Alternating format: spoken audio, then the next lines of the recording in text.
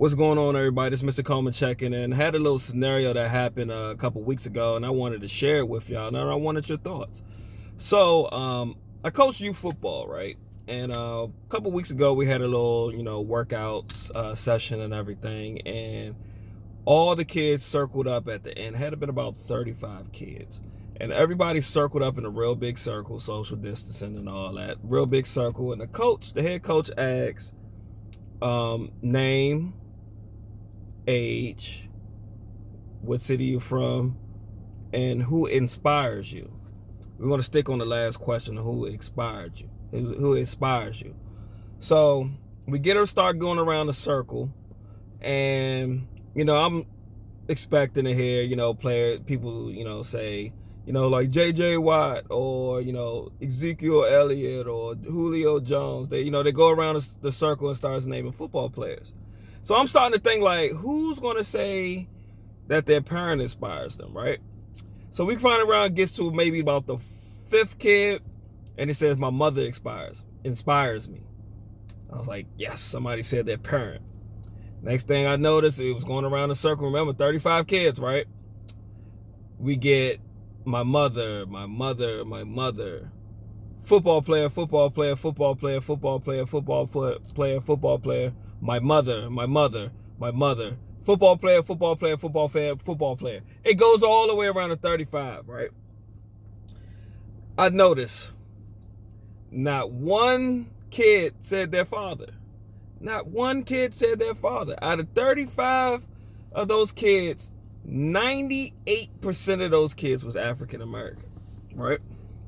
Nobody said their fathers. Now, let me get the disclaimer out the way. I'm so glad that some of them even said their mothers, though, because I'm glad that their mothers in their life and they feel like they're their backbone and their inspiration.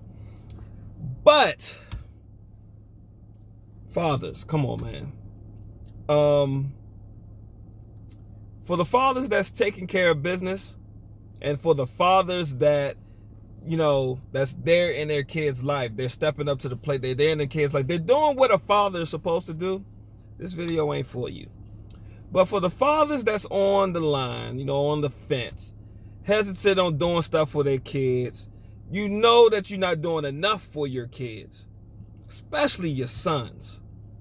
The ones that's not there for them, it hurts me for that 35 kids, youth, 13, 14-year-old, little bit of 12, 98% African American.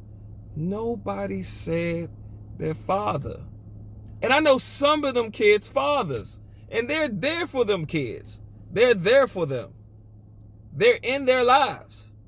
And it sickens me, or it hurts me. I'm going to say it sickens me, but it hurts me that they don't have the confidence. They don't feel that it's okay to say, my father is my inspiration.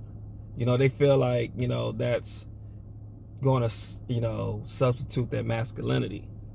And they don't feel that it's appropriate to amongst their other male friends and amongst their other peers to say that their father is their inspiration.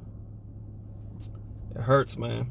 So my whole point of this video is, if you're a father that's not doing enough for your kids, especially your sons, come on, man, do better. Do better. And for the ones that are there for their kids, just start, maybe talk to them and let them know that it's okay. It's okay, to vocalize that you inspired. I'm 34 years old, man. I love my father to death.